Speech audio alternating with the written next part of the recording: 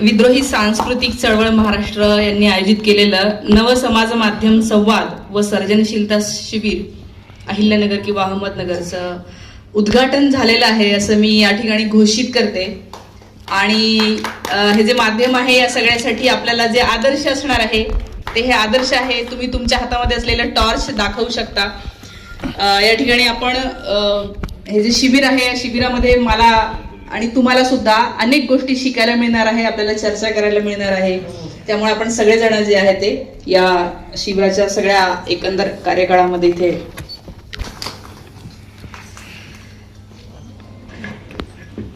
तर उद्घाटनपर काही गोष्टी मी सांगते. बरेच लोक मे बी त्यांनी मला कधी बघितलं असेल. तर दादांनी जसं सांगितलं तसं माझं एक यूट्यूब चॅनल आहे मुक्त शक्ती नावाने. तिथे जवळपास 3.5 लाख फॉलोअर आहेत, सबस्क्रायबर आहेत. फेसबुकला 2 लाखच्या आसपास आहे आणि इंस्टाग्रामला 1,14,000 फॉलोअर आहेत. असं सगळं मिळून जर का पाहिलं तर जवळपास 5 लाखाच्या आसपास ते जातं. आणि या सगळ्याचा रीच जर पाहिला म्हणजे आतापर्यंत किती लोकांनी पाहिलं, हे सगळं अल्गोरिदम मध्ये या सगळ्या गोष्टी येतात की किती लोकांनी बघितलं, तर ते जवळपास 15 कोटीच्या आसपास जात आहे. म्हणजे परत परत पाहिलेलं त्याच्यामध्ये येतं. थोडक्यात महाराष्ट्राची जी लोकसंख्या आहे त्याच्या इक्वल ते आहे. हे सगळं सांगण्याचं माध्यम म्हणजे कारण म्हणजे आपण जो आता विषय घेतलेला आहे तो या समाज माध्यमांचाच विषय आहे आणि अनेकांना कुतूहल असतं म्हणून हे सगळं सांगते आहे मी. थोडक्यात जर आपण एखादी सभा घेतली, उदाहरणार्थ आज आपण इथे आलेलो आहोत, किंवा कुठल्याही सभेला जर गेलं तर मॅक्सिमम किती लोक असतात? 1000, 1500, 2000. पण एखादा व्हिडिओ किंवा एखादा काही गोष्टी मी करून टाकल्या सोशल मीडियावर तर त्याचा रीच जो आहे तो लाखोंपर्यंत जातो, कधी 10 लाखांपर्यंतही जातो. त्यामुळे हे जे माध्यम आहे त्याच्याकडे आता चळवळीतल्या सगळ्या आपण लोकांनी सिरियसली बघण्याची गरज आहे. आणि मला असं वाटतं म्हणूनच आपण आयोजित केलेलं आहे. तर आपण आता हे जे शिबिराचं नाव आहे थोडक्यात बघूया. नव समाज माध्यम असं नाव जे दिलेलं आहे. तर नव समाज माध्यम म्हणजे काय? जुनं समाज माध्यम काय होतं? तर जुनी जी माध्यमं होती ज्याच्याद्वारे मला जर काही वाटत असेल आणि मला वाटत असेल की ते हजारो लोकांपर्यंत जावं तर ते कुठल्या माध्यमातून लोक व्यक्त करायचे? माध्यम होतं वृत्तपत्र काढणे, पुस्तक लिहिणे, या गोष्टी ज्या आहेत त्या होत्या. रेकॉर्डिंग नावाची गोष्ट ही असली तरी ती तितकी पॉप्युलर नव्हती आणि लोकांच्या हातामध्ये ते बघण्याचं साधन नव्हतं. आणि त्यामुळे जसं आता आपले सगळे आपण इथे बसलेलो आहोत, बरेच लोकांना असं वाटत असेल की मला काय कळत नाही त्याच्यामधलं, माझं काही त्याच्यामध्ये ट्रेनिंग झालेलं नाहीये, मी काही त्याच्यातलं शिक्षण घेतलेलं नाही, मी काही जर्नलिझम केलेलं नाहीये, मी काही व्हिज्युअल आर्ट्स मध्ये काही केलेलं नाही किंवा फिल्म मधून काही केलेलं नाही असं आपल्याला वाटत असेल. मी सुद्धा कशातूनच काहीही केलेलं नाहीये. आणि तरी पण मी तुम्हाला जो आकडा सांगितला आतापर्यंत की इतके फॉलोअर हे किती दिवसात झालेले, 2 वर्ष, जेमतेम 2 वर्ष झालेत या सगळ्या गोष्टीला. आणि 2 वर्षामध्ये कन्सिस्टंटली काम केलं तर इथपर्यंत जाता येतं. आणि दुसरं म्हणजे युट्यूब हे पैसे कमवण्याचं आता सध्या एक चांगलं माध्यम आहे. आणि युट्यूबवर चांगलं चालायला लागलं, मॉनिटाईज झालं, म्हणून मग मी बाकीचे सगळे कामं माझे बंद केले आणि युट्यूबवर आता मी काम करायला लागलेली आहे. तर त्यामुळे तुम्हाला युट्यूबला ऍज अ करिअर म्हणून सुद्धा बघता येऊ शकतं. तर त्याच्यामधले काय बारीक बारीक गोष्टी आहेत ते आपण नंतर तुमच्यापर्यंत एक पेपर येईल, त्याच्यावर तुम्ही ते सगळं स्वतःचं डिटेल पाठवा, तर मी एक ट्रेनिंगचा व्हिडिओ पण तुम्हाला देईल. तर थोडक्यात नव समाज माध्यम का म्हटलंय, तर जसं आपल्यापैकी अनेकांनी काहीही केलेलं नसेल आणि प्रश्न पडला असेल की मी कसं काय करू शकतो, तर आपल्याला माहितीये की आधीच्या काळामध्ये जेव्हा डॉक्टर बाबासाहेब आंबेडकर होते त्यांनी सुद्धा हजारो लोकांपर्यंत पोहोचण्यासाठी वृत्तपत्र हे माध्यम त्यांनी निवडलं होतं. आणि बाबासाहेबांना पण तेव्हा असं वाटलं की मी वृत्तपत्र काढतो. त्यांनी वेगवेगळ्या प्रकारची, तुम्हाला माहितीये की जनता आहे, बहिष्कृत भारत आहे, मूकनायक आहे, हे सगळं कशासाठी काढलं होतं? तर बाबासाहेब पण फार लोकांपर्यंत पोहोचू नाही शकणार, ते गेले तर सभेला किती लोक असणार आहे. पण त्यांना जर का मुंबईत मी लिहितोय, दिल्लीतल्या लोकांनी वाचलं पाहिजे असं वाटत असेल, ते दिल्लीत बसून लिहितोय आणि साताऱ्यात किंवा नांदेडमध्ये लोकांनी वाचावं असं वाटत असेल, म्हणून त्यांनी त्यावेळेला वृत्तपत्र जे आहे ते त्याच्यातनं लिखाण करणं सुरू केलं आणि ते पसरवणं सुरू केलं.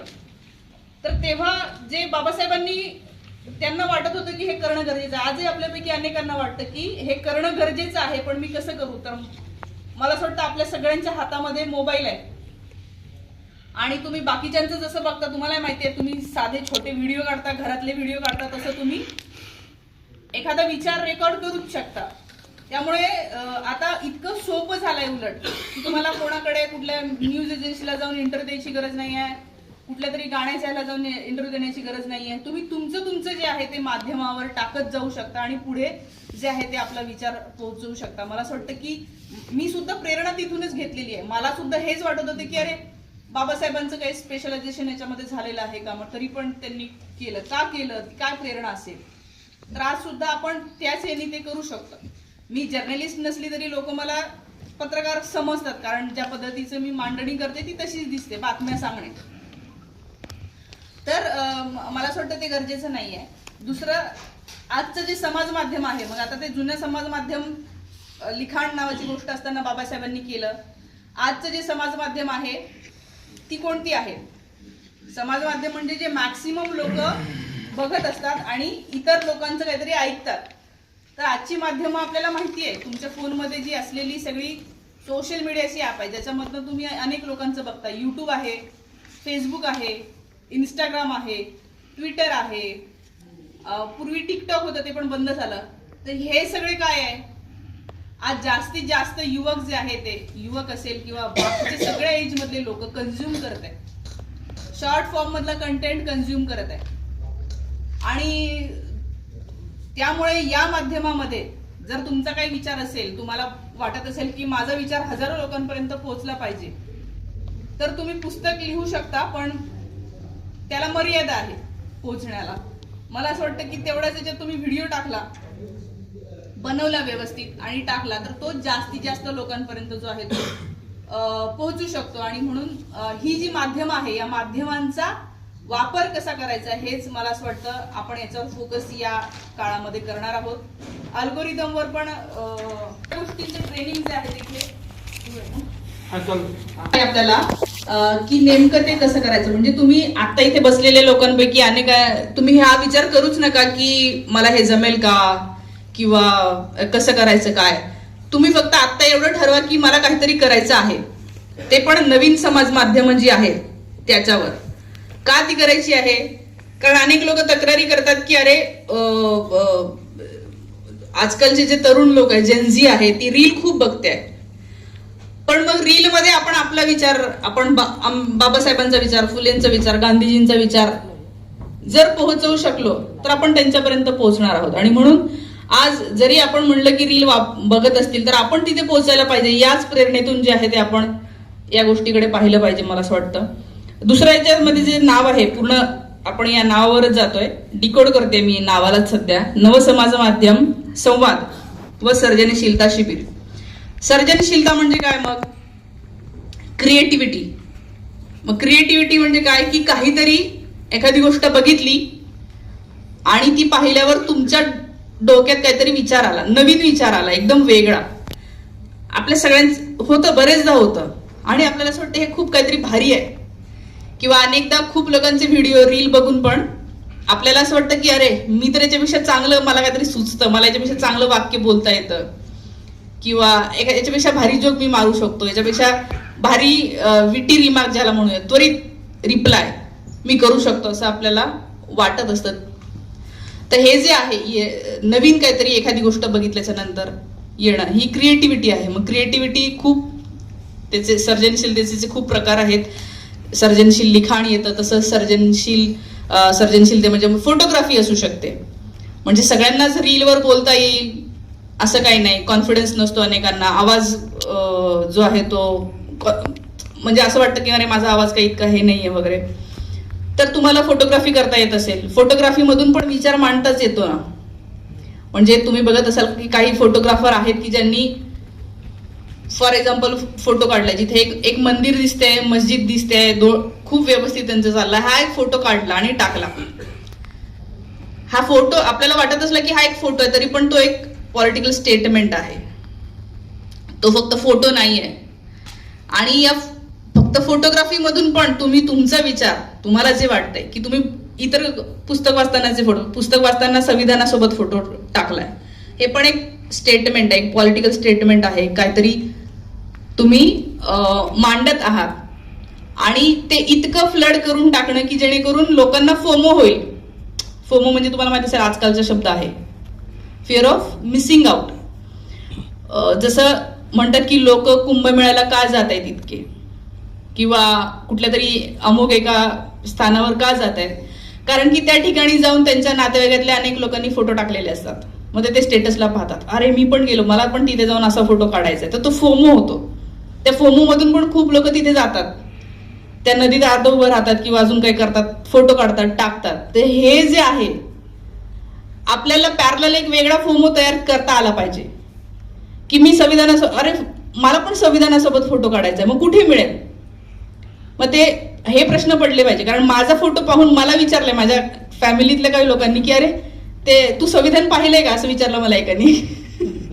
तर म्हणजे अरे म्हटलं हो आहे माझ्याकडे. इतक्यांदा संविधान झालं की त्यांना असं वाटलं की हे काय आहे संविधान. आणि माझ्या छोट्या भाच्यानी पण मला विचारलं की आता तू वाचलंय का संविधान, तू बघितलं का कसं असतं. म्हटलं अरे आपल्याकडेच आहे. मग त्याला उघडून दाखवलं. तर इतक्यांदा त्याचं संविधान सध्या खूप जास्त आपण तो शब्द पॉप्युलर केलाय जो याच्या आधी इतका नव्हता. आणि त्यामुळे त्याच्याबद्दल एक अट्रॅक्शन तयार होणं, त्याच्यामधनं मी पण असे फोटो टाकले पाहिजे हे वाटणं, हे पण एक पॉलिटिकल स्टेटमेंट आहे.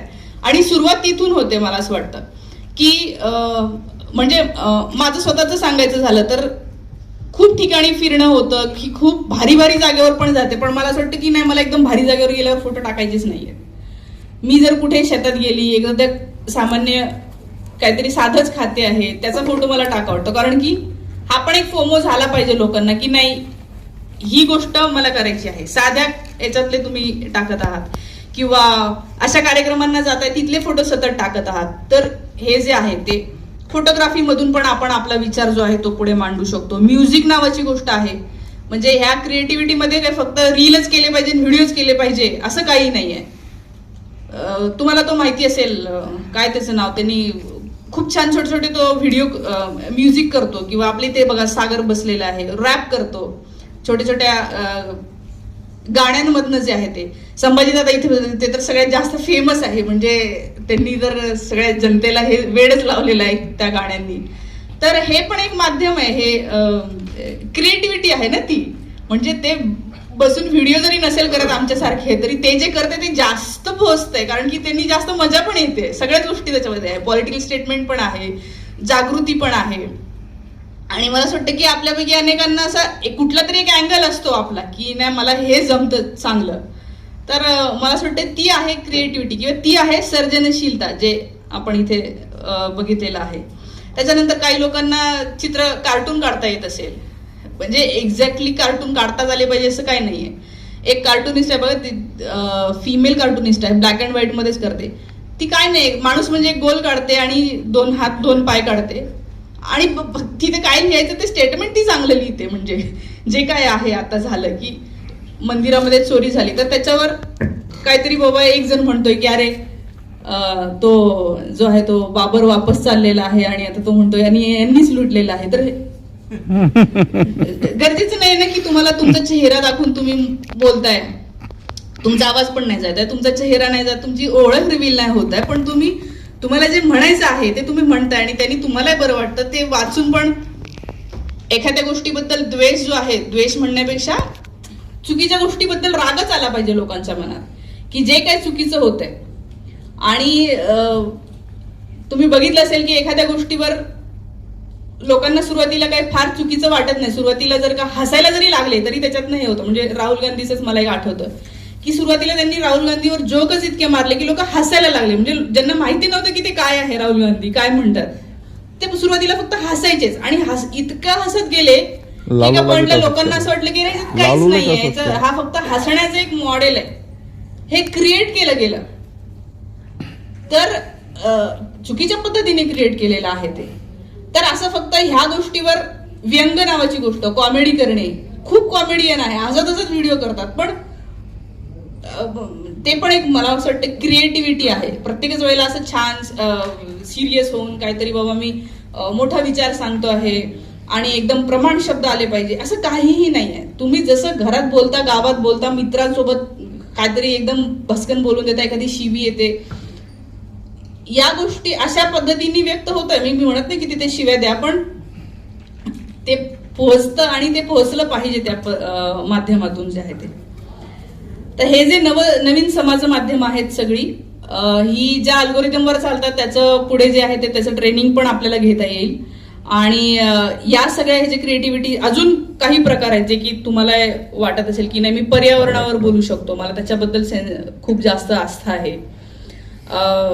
काही लोकांना असं वाटत असेल की एक थिंकर आहे की मला त्यांच्यासारखं किंवा त्यांच्यापेक्षा काहीतरी वेगळं सांगता येते, तर ते सांगण्याचा प्रयत्न करणं, हे मला असं वाटतं या माध्यमांवर आपण सगळ्यांनी टाकण्याचा प्रयत्न केलाच पाहिजे. कारण तुम्हाला माहिती आहे की आज देश ज्या पद्धतीने जिकडे चाललेला आहे आणि पुढच्या पिढ्या जेव्हा विचारतील की अरे हे लोक काय करत होते,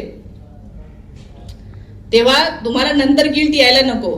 कारण हिटलरच्या काळामध्ये ज्यांनी हिटलरला सपोर्ट केला, ज्यांनी सपोर्ट केला, त्यांच्या पुढच्या पिढ्या, त्यांचे जे नातवंड आहेत ते शिव्या घालतात त्यांना. इतक्या स्टोरीज आहेत त्याच्या शिव्या घातलेल्या आहे. काही लोकांना गिल्ट येतो की त्यांच्या समोर जाऊ शकत नाही की अरे मी त्या हिटलरला सपोर्ट केला, तर मी आता नातवाला कसं तोंड हे दाखवू, किंवा मी काहीच केलं नाही, मी तर शांत होतो. हा पण एक खूप मोठा गिल्ट देऊ शकतो. कारण शांत का होता तुम्ही? तुम्हाला आवाज दिलेला आहे, तुम्हाला समज दिलेली आहे, तुम्हाला एवढा विचार आहे, आपल्या लोकांनी करून ठेवलेला आहे, हा देश एवढा उभा आपल्याला दिलाय, तर आपण का शांत आहोत? म्हणून केलं पाहिजे. आणि केलं ना तर खूप बरं वाटतं. हे पण मी तुम्हाला सांगते. आज आपल्यापैकी बरेच लोक अस्वस्थ असतात, काय करू कळत नाही, फक्त प्रश्न विचारतात, काय करू. मला पण खूप लोकांचे फोन येतात, मग सर एखादा व्हिडिओ झाला की इतके, आणि फोन खूप येतात, म्हणजे फोन करून हा तू जे आता बोलली ना मला पण सेम वाटतं असं ते म्हणतात. मी समजू शकते सेम वाटतं, पण नंतर ते 10-15 मिनिट बोलत बसतात आणि तेच बोलतात जे मी बोलत आहे व्हिडिओमध्ये. ऍक्च्युली मी दिवसभर बातम्या कन्झ्युम करून त्याच्या नोट्स काढून त्याच्यावर बोलून थकून गेलेली असते आणि मला जे सगळं माहिती आहे ते तुम्ही मलाच सांगत आहे. म्हणजे मी खूपदा विचारते की काका तुम्ही ज्याला हे माहित नाही किंवा त्याला सांगता का, किंवा पारावर बसून तुम्ही 4 लोक जेव्हा शनिवारी आरती झाल्यावर बसता तेव्हा तुम्ही हे बोलता का? नाही, तिथे ते थोडे मग ते आपल्याला गप करतात. म्हणजे ते गप करतात तर करू द्या ना गप्प. इथे बाबासाहेबांना, गांधीजींना, भगतसिंगांना गप्प करणारे मारणारे लोक होतेच ना, पण तरी ते बोलत राहिले, तरी म्हणून आपण आज नाव घेतो. तर गप्प करतात म्हणून घाबरायचं नसतं. तर हे जे आहे की खूप लोक आहेत खूप वेळ घेतात, किंवा काही लोकांना काय वाटतं की हा मी मुक्ताचा व्हिडिओ बघितला ना तर मी काहीतरी हे केल्यासारखं वाटतं, त्यांना असं वाटतं की मी लढलोय यांच्या विरोधात. आणि काही लोकांना व्हिडिओ सोडायचा नाही, माझा व्हिडिओ नवीन आला आणि एक पण व्हिडिओ सोडत नाही, मी पूर्ण बघतो, ऍडव्हर्टाईज बघतो, लाईक करतो, कमेंट करतो, जेणेकरून तुला फायदा झाला. हा ठीक, चांगली गोष्ट आहे ही, हे करा तुम्ही, पण तो व्हिडिओ बघितला म्हणजे मी लढाई जिंक केली असं नका समजू. मला असं वाटतं की तुम्ही तुमच्या लेवलवर 4 ओळी, कधीही ते कुठे त्यांच्या स्वतःच्या व्हॉट्सअपला दिसत नाही.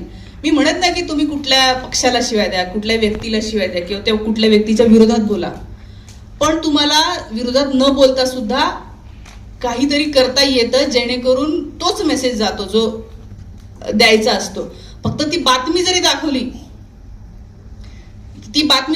जसं आज आपल्या मुख्यमंत्र्यांचं स्टेटमेंट आहे की हे हीट वेव्ह मुळे बिल वाढलेलं आहे, स्मार्ट मीटरमुळे नाही. ही बातमी जरी तुम्ही लावली ना तरी पण लोकांना कळेल, कारण लोक बातम्या पण नाही बघत आहे. लोक हसतील, तुम्हाला म्हणतील अरे काही नाही माझं तर असं झालं, म्हणजे जे आधी त्यांना सपोर्ट करत होते नंतर म्हणतात. किंवा E20 आहे, फक्त बातमीचं स्क्रीनशॉट, काहीही एक शब्दही नाही लिहिलं तरी पण तुम्ही जे तुमच्या हातात आहे, ज्यांच्या हातात मोबाईल आहे, आणि मी तर म्हणते ते जर का आपल्या व्हॉट्सअपला किंवा आपल्या फेसबुकला किंवा इंस्टाग्रामला फक्त बघत आहे आणि काहीही टाकत नाही, मी तर म्हणते सगळ्यात मोठा गुन्हा करतायत. कारण ज्यांना माहित नाही ना त्यांचा बिचाऱ्यांचा काही दोष नाही, कारण की त्यांना अजून ते कळलेलंच नाही की किती भयंकर काहीतरी होतं ना असं. म्हणजे मला पण 5-6 वर्ष आधी मला असं वाटतं की सगळं छान चाललेलं आहे, मी कशाला टाकू. मला खूप माझे मित्रमैत्रिणी म्हणायचे अरे मुक्ता तिकडे ते दिल्ली जळते आणि तू का इकडे फिरण्याचे फोटो टाकते. तर मला असं वाटायचं की अरे पण मी कशाला राजकारणात पडू, म्हणजे मी सांगते माझा प्रवास, ते चुकीचं होतं, तसं करणं नव्हतं करायला पाहिजे. नंतर मग जेव्हा मला सगळ्या गोष्टींचा मी खूप व्यवस्थित विचार केला तेव्हा कळलं की अरे नाही, जर दिल्ली जळत असेल ना तर मी इकडे कितीही भारी ठिकाणी जाऊन काहीतरी एन्जॉय करत असेल तरी मी तो फोटो त्या दिवशी तरी नाही टाकला पाहिजे. कारण खूप काहीतरी होतंय. एक तुम्ही बघत असाल सोशल मीडियावर काहीतरी खूप मोठी व्यक्ती, खूप महत्वाच्या व्यक्तीचं काहीतरी झालेलं असतं. तर बाबा आढाव खूप मोठी व्यक्ती होती की, आणि सगळीकडे सोशल मीडियावर लोक त्याच्यावर बोलत होते, ते गेले तेव्हा लिहत होते सगळं. पण काही लोक होते त्याच्यात त्यांचं काहीतरी घरात समारंभ चाललेले त्याचे टाकत, तर ते काय, तुम्ही टाका ना, समारंभ झाला तर काही दिवसांनी टाका. पुलवामाला अटॅक झाला, ते खूप मोठं हे झालं तेव्हा एप्रिलमध्ये, आणि जे आहे ते त्या काळामध्ये पण लोकांचं जे आहे ते इकडे पॅरलल चालू असतं काहीतरी खूप. मी म्हणत नाही की तुम्ही एन्जॉय करू नका, सगळं करा, परंतु तुम्ही काय प्रोजेक्ट करता, तुम्ही काय दाखवता, त्याच्यामधून पण काही गोष्टी ज्या आहेत त्या जातात. तर आता ही जी मी जे म्हणते आहे की तुमच्या ज्यांच्या हातामध्ये मोबाईल आहे त्यांनी तर ते केलंच पाहिजे. आणि जे करता येईल, मी तर म्हणेन की तुम्ही आत्ता विचार करून ठेवा की तुम्हाला काय फोटो काढण्यात रस आहे. फोटोग्राफर शोधा लागल्यास मी लिस्ट देईल की जे हे काम करत आहे. कोरोनाचे जरी फोटो, आता तुम्ही मला सांगा तो फोटो किती फेमस झाला, गंगेच्या त्या वरून काढलेला, फक्त शव दिसत आहे आणि गंगा नदी आणि तिच्या त्या वाळवंटामध्ये, केवढं मोठं पॉलिटिकल स्टेटमेंट आहे ते. म्हणजे एक फोटो काढला अजरामर झाला ना तो व्यक्ती. किंवा ते तुम्ही बघत असाल की एक फोटो आफ्रिकेमध्ये काढला होता की तिथे छोटं बाळ, त्याला खायला नाही मिळालं म्हणून तो मरतो आणि तिथे गिधाड बसलेला आहे. किती इफेक्टिव्ह आहे. खूप गोष्टी तुम्ही अशा गेल्या ना, फक्त फ्रेम मध्ये ठेवता येत असेल तर बघायचं, ते करू शकता. याच्यातलं तुम्ही काय करता येईल मला असं वाटतं आत्ता विचार करा. प्रत्येकाने तुमचं एज काही काय आहे नेमकं, आणि ते डायरेक्ट कंप्लेंट करतात म्हणजे डीनकडे किंवा अजून कोणाकडे. पक्षाचं नाव घेतलं नाही किंवा अजून काहीही नाही, धर्माचं नाव नाही घेतलं तरी पण इनडायरेक्टली सुद्धा काही बोललं तरी पण सगळीकडून जी आहे ती त्यांची व्यवस्था असं काम करते आहे. या सगळ्या वातावरणातही मला असं वाटतं हे जर का भीती दाखवते म्हणून आपण घाबरलो तर ते अजून खड्ड्यात जाणार आहे, आणि ते आपल्या जाण्यापासून वाचवायचं आहे म्हणून आपल्याला बोलत राहायचंय. म्हणजे मी त्याच ह्याच्यातून बोल के लब आजाद है तेरे. आणि भीतीसारखं खरंच नाहीये, म्हणजे लोक घाबरतात एवढं मला कळतं. आता मी 3 वर्ष झाले तुम्हाला सांगितलंय, भीतीसारखं काहीही नाहीये त्याच्यामध्ये. मी बोलतेच आहे, व्यवस्थित आहे, छान आहे, मजेत आहे, माझं सगळं व्यवस्थित चाललेलं आहे. पण काही प्रिकॉशन घ्यायला लागतात की आपण नेमकं कुठे आहो हे सहसा मी अवॉइड करते सांगणं, किंवा कुठे असेल तर तिथे फारच उशिरा लोकांना दिसते. अशा काही गोष्टी तुम्हाला करता येतील. तुम्ही शहरात राहत असाल, ज्यांना काही माहित नाही किंवा वेगळ्या नावाने असंही करता येऊ शकतं. म्हणजे काय, तुम्हाला सगळीकडून लोक टॅप करतीलच असं काही नाही, आणि इतकं पण भिण्यासारखं नाहीये. म्हणून मी म्हणते की पहिले भीती काढून टाका.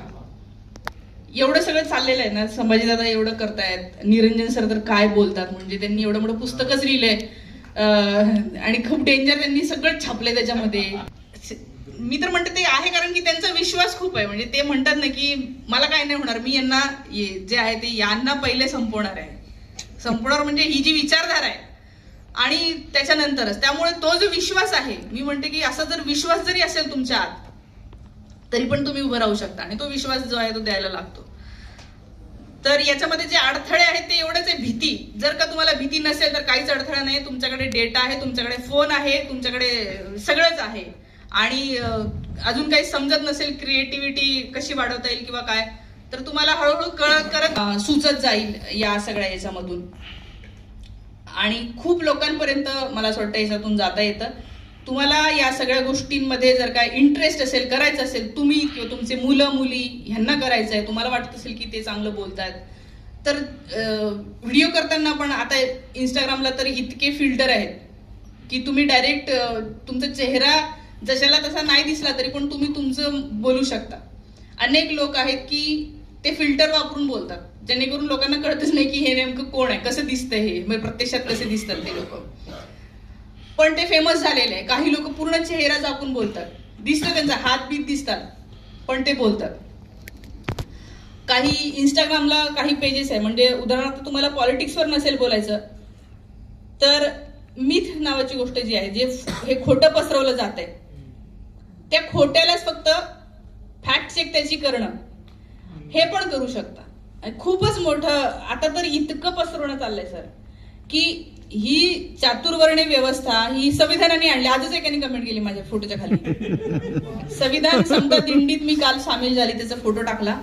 तुम्ही संविधानाला कसं काय मानता म्हणे, ज्या संविधानांनी SC ST OBC असं माणसांचं वर्गीकरण केलं, माणसांना माणूस राहू दिलं नाही, त्याच्यामध्ये तुम्ही म्हणजे चाललेलं आहे. हे आता खूप उलट चाललंय. मी तुम्हाला सांगते आता काय चाललंय. हे सगळे पसरवत आहेत की ही चातुर्वर्ण्य व्यवस्था नावाची गोष्ट इंग्रजांनी आणली किंवा मग संविधानाने आणली. हेच चाललंय त्यांचं. संविधानाने आरक्षण दिलं, संविधानाने फूट पाडली. अरे असं नाहीये ना, ही व्यवस्था होती, फूट पडलेली होती. संविधानाने त्यांचे नावं घेऊन त्यांना समतेवर आणायचं, इन्व्हॉल्व्ह केलं. त्याच्यामध्ये काही आलंय इक्वॅलिटी नावाची गोष्ट, तर ती समान पातळीवर आणण्याविषयी बोलले, विभागण्याविषयी नाही बोलले ना. तर हा उलटा प्रचार चाललेला आहे. त्याच्यामुळे सगळ्यांनी, मी तर म्हणते हजारो तोंडांनी बोलणं खूप जास्त गरजेचं आणि ते बोललंच पाहिजे. आता तुमच्या जीवात जीव असेल आणि तोंडातून शब्द निघत असतील तर मी म्हणते ते शब्द 100 लोकांनी तरी ऐकले पाहिजे. अशाच यांनी बोला. लिहायचं तुम्हाला लिहिता येत असेल तर असं काहीतरी लिहून बघा की जे 15 लोकांनी वाचून त्यांना काहीतरी रिअलाइज होईल. आणि या गोष्टी करता येतात, त्याच्यासाठीच आज आपण इथे जमलेलो आहे आणि आपण करणं ही आत्ताची गरज आहे. म्हणूनच जे आहे ते आपण हे केलं पाहिजे. नाही तर येणारा काळ म्हणजे असं नाहीये की देश मागे गेले नाही. अफगाणिस्तान 1972चा अफगाणिस्तानचा फोटो आहे माझ्याकडे. तिथे स्कर्टवर मुली फिरतात. आज 6वीतली मुलगी शाळेत नाही जाऊ शकत, 6 वर्षापर्यंतच ते आहे. आणि बायका तर म्हणजे डोळ्याचा एवढूसा तो छोटा मित्र, त्या डोळ्यातला पण छोटा ठिपका जो आहे तेवढा दिसला तरी खूप आहे. इतकी भयंकर परिस्थिती आहे.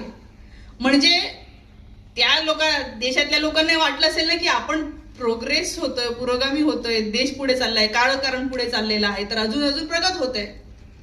पण त्यांना कळलंच नाही की एकीकडे धर्मांध शक्ती वाढत होती, धर्म खतऱ्यात आहे म्हणणारे लोक वाढत होते. आपली संस्कृती ही आहे, आपण पडद्यातच राहिलं पाहिजे, इतक्या वयानंतर मुलाला पण नाही दिसलं पाहिजे. खूप भयंकर जे आहे ते सगळी पद्धती त्यांचा प्रचार चाललेला होता. त्याच्याकडे काही तिथलेच असतील इंटेलेक्च्युअल किंवा आपल्यासारखे सगळे समजदार लोक, त्यांना वाटलं असेल ठीक आहे काय होणार आहे त्यांचं, हे मागासच आहे असं सहसा बोलतात ना लोक. पण सांगता नाही येत परिस्थिती अशी कधी उलटे. त्यामुळे जर का अफगाणिस्तानमध्ये तिथपासून म्हणजे स्कर्टवरच्या मुली जर 30 वर्षात आज बुरख्यात तितक्या याच्यात येत असतील आणि शाळा त्यांची बंद होत असेल, तर या देशामध्ये परत एकदा का नाही झाडू बांधून गळ्यात मडकं देणारी व्यवस्था येऊ शकणार जर आपण चूप राहिलो तर. आणि ती आणायची नसेल तर मी म्हणते बोललंच पाहिजे. आज सगळ्यात मोठं जर तुम्ही पाप पुण्य मानत असाल तर सगळ्यात मोठं पाप आहे की जे चुकीचं दिसतंय पण तुम्ही व्यक्तच होत नाहीये. निदान नाही सोशल मीडियावर 4 लोकांना तरी बोला की अरे हे चुकीचं आहे, मला हे पटत नाहीये. हे जे आहे ते मला असं वाटतं आजची आपली सगळ्यात महत्वाची जबाबदारी झालेली आहे. जर आपल्याला हे सगळ्याच्यातून आपल्या पुढच्या पिढ्यांना वाचवायचं असेल तर मला असं वाटतं की पुढचं मार्गदर्शन आपल्याला सगळ्यांकडून मिळणार आहे. एक दुपारी तुमच्यापर्यंत एक कागद जाईल. तुमच्यापैकी ज्यांना ज्यांना तुम्हाला वाटत असेल की नाही मी इंस्टाग्रामसाठी रील करू इच्छितो पण मला या गोष्टी कळत नाहीयेत, हॅशटॅग कळत नाहीये किंवा मला कीवर्ड काय असतात हे कळत नाहीये, हे कसं काम करतं कळत नाही किंवा मला फोटो काढायचं हे आहे, मी काय करू शकतो, तर तुमच्या सगळ्यांसाठी आपण एक झूम मीटिंग जी आहे ती अरेंज करू. त्याच्यामध्ये मॅक्सिमम आत्ताही प्रश्न उत्तरं होतीलच तुमची, पण नंतरही जर अडचणी येत राहतील तर आपण जे आहे ते करूया. आणि माझी तर इच्छा इथे बसलेले प्रत्येक जण, आता बरेच लोक काम करतात असं नाही, मी म्हणत नाही की ते सगळे शिकायला आलेले आहेत, खूप मान्यवर मंडळी पण इथे आहे, त्यांच्या लेवलला ते काम करतायत, ऑफलाईन पण काम करतायत. पण तुमच्यापैकी अनेकांना जर प्रश्न असतील, कारण हे सगळं जे काही मी इथपर्यंत आली, मी आता युट्यूब मधूनच पैसे कमवते, माझं घर चालतंय व्यवस्थित, मी काम करते, त्याच्यामध्ये पण काही टेक्निक असतात, सुरुवातीचे काही वाक्य किंवा तुम्ही बघितलं असेल माझा सेटअप एकदम साधा आहे, काही खूप मेकअप करून मी बसलेली नसते, आजूबाजूला काही 10 लाईट नसतात असं काहीही नसतं. पण ते काय आहे की ज्याच्यामधून जे आहे ते वाढत गेलं. तर मी एक फक्त तेवढं सांगू शकते माझं, मी जेव्हा युट्यूब चॅनल सुरू केलं होतं तेव्हा मला खूप लोकांनी सांगितलं की तू टेलिप्रॉम्प्टर वापर आणि तू लिहत जा स्क्रिप्ट. आता टेलिप्रॉम्प्टर ही हसण्यासारखी गोष्ट नाही, रवीश कुमार टेलिप्रॉम्प्टरवरच वाचतात, पण एकदम परफेक्ट गोळाबंद असतं ते, आणि ते पोचलेले लोक आहेत, त्यांची ती सवय आहे, ते माध्यमामध्येच होते त्या. तर मी काही पत्रकार नव्हती किंवा मी टीव्ही माध्यमांवरची पत्रकार नव्हती, त्याच्यामुळे मला ती सवय नाहीये लिहून ते समोर दिसणार आहे. मी घेतलं टेलिप्रॉम्प्टर, त्याच्यात पैसे घालवले, पण मी ते वापरले नाही एकदा पण. मला एक मॅडम भेटल्या, त्या म्हटल्या अगं मी तुला पैसे मी स्पॉन्सर करते, तू टेलिप्रॉम्प्टर घे. म्हटलं ठीक आहे. पण ते जमलं नाही मला, ते खूप म्हणजे त्याच्यामध्ये एक डोकं घालावं लागतं आणि एक माणूस तिथे समोर उभा पाहिजे ते सगळं करण्यासाठी. माझ्याकडे तसं कोणीच नाही, मीच असं बटन दाबते आणि ऑन होतो फोन माझा. आणि मग नंतर मी बंद करते. बरेचदा माझ्या व्हिडिओमध्ये ते पण दिसतं की मी सुरू करते आणि बंद करते. पण तरी काय व्हिडिओच्या बघण्यावर काही फरक नाही पडत. खूप लोकांना सुरुवातीला तर माझ्याकडे काहीच नव्हतं सर, म्हणजे मी आपला साधा लाईट असतो बल्ब, पिवळा लाईट, एका काडीला असा लावला होता, अशी एक काडी उभी आणि एक काडी आडवी, त्याला असा समोर लावला तर तो असा समोर असायचा.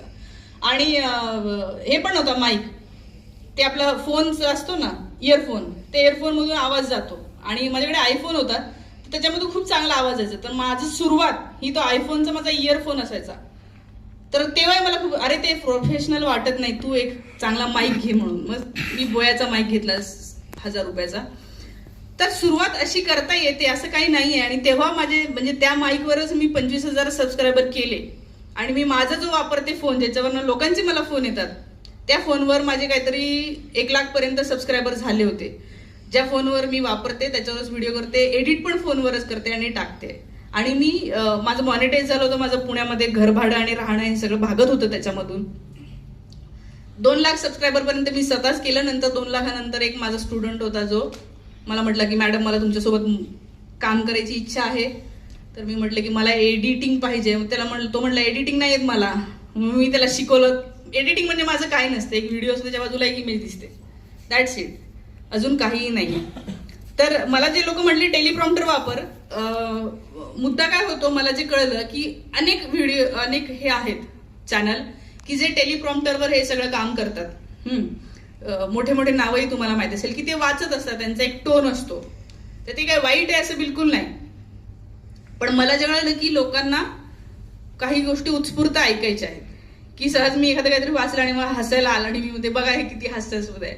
तर मला असं वाटलं की मी जेव्हा असं बोलते तेव्हा लोकांसाठी हा मला तसंच वाटलेलं आहे. तर म्हणजे लोकांना साधं ऐकायचं आहे, असं कोणीतरी आमच्या घरात शेजारी बसलेलं आहे आणि बोलत आहे, हे मला वाटतंय हे असं बोलून सुद्धा होतं, झालेलं आहे. म्हणजे माझं तरी तसंच सक्सेसफुल झालेलं आहे, इथपर्यंत आलेलं आहे.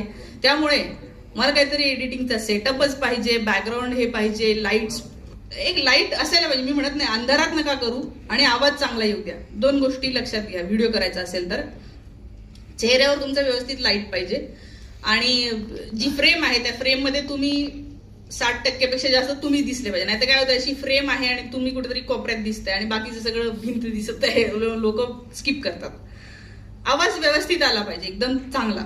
त्याच्यामुळे साधा बयाचा माईक येतो 1000 रुपयाचा. एवढं जरी असेल तरी बाकी नोट्स काढल्या किंवा 4 शब्द लिहिले, खूप काही करायची गरज नाहीये. माझे तर खूप व्हिडिओ मी तुम्हाला सांगते, सुरुवातच मी अशी करायची की ही बातमी बघा मित्रमैत्रिणींनो. मग ते काय होतं की ते ती बातमी बघतात, मग ते पहिले 2-3 जे आहे ते सेकंद ते बातमी वाचतात, त्यामुळे ते रिटेन करतात, म्हणजे स्किप करत नाही. म्हणजे हे एक टेक्निक आहे, सांगत आहे तुम्हाला. ते असं म्हणतात ना की पहिल्या 3 सेकंदात जर तुमचा रील स्किप झाला तर मग तो रील जास्त चालत नाही. आणि खूप लोकांनी स्किप केला, 50% पेक्षा जास्त लोकांनी स्किप केला तर मग तो चालतच नाही. मग त्यासाठी एक खूपच चांगला, आता तो हा पण करतोय बघा, काय त्याचं नाव, अरुण राज जाधव, तो पण सेम की हा व्हिडिओ बघा म्हणलं की तुम्हाला माहित, तुम्ही डायरेक्ट व्हिडिओ बघता, तुम्ही बघितलेला असला तरी बघता, की ही बातमी बघा म्हणलं की हा तुम्ही ते थांबता बघता. लोक तसे करतात. लोकांना काय की रेडी जे सांगितलं ना, मी म्हणलं ना की हे बघा, तर तुम्ही सगळेजण आता हेच बघत आहे. तर 2-3 सेकंद तुम्ही विचार नाही करत, ही म्हणते हे बघा मी कशाला बघू, तुम्ही नाही विचार करत ना, तुम्ही ठीक आहे बघायला सांगितलं बघतो. तर असं करत बातमी दाखवू शकता आणि 2 ओळी त्याच्यावर बोललाय रील मध्ये काय आहे तर 30 सेकंदाचा जरी रील केला तरी खूप चालतो. मी तर म्हणेन की सगळ्यांनी जे आहे ते हजारो तोंडांनी ज्याला आपण म्हणूया की या गोष्टी येत गेल्या तर तो अल्गोरिदम सेट होतो. अल्गोरिदमला कळतं की भयानक जी आहे ती आता वेव अशी आलेली आहे आणि आता ती आहे ऍक्च्युली खूप मोठी वेव आहे. हिंदीमध्ये तर खूपच मोठी आहे आणि म्हणून परवाच्या दिवशी मुख्यमंत्री साहेब हिंदीत बोलले. का? कारण हिंदीमधून खूप लोकांनी अशी तुफान म्हणजे कसं काय झालं म्हणून हिंदीतच बोलायला. ते हिंदीतल्या सगळ्या लोकांना कळलं पाहिजे, मराठीतल्या तर कळतच म्हणून ते हिंदीमध्ये बोलले. तर ही जी वेव आहे ही मराठीत पण खूप जर आली आणि तो त्या अल्गोरिदमला एआयला ते कळत गेलं तर एआय बाकीच्या प्रश्नांची उत्तरे तशी देत जाते.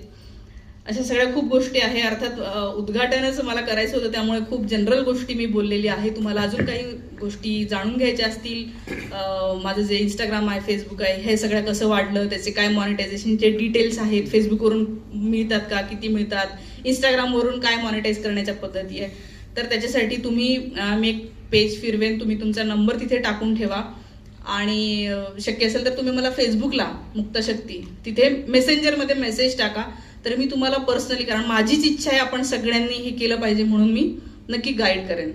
तर आता उद्घाटन झालेलं आहे आणि माझी अशी अपेक्षा आहे की आपल्यापैकी खूप लोकांनी ते तयार करावं. मला तुम्ही टॅग करा, मी परत शेअर करेन, रिशेअर करेन.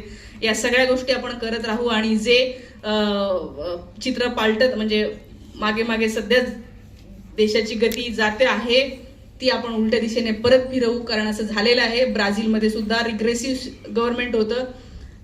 बराच काळ त्यांनी पलटवून लावलं. अनेक देशामध्ये ही लाट जी आहे ती पलटवून लावलेली आहे. त्यामुळे आपल्याला सुद्धा जे आहे ते आणि आपली बाजू ही सत्याची आहे. आपल्याला काही खोटं बोलायचं नाही, कहाण्या नाही आहे, आपल्या काही काल्पनिक कथा नाही, आपल्याला खरं बोलायचं आहे जे खूप पुस्तकांमध्ये लिहिलेलं आहे पण ते येत नाही आहे. आणि मला असं वाटतं की ते आपण करत राहूया. धन्यवाद.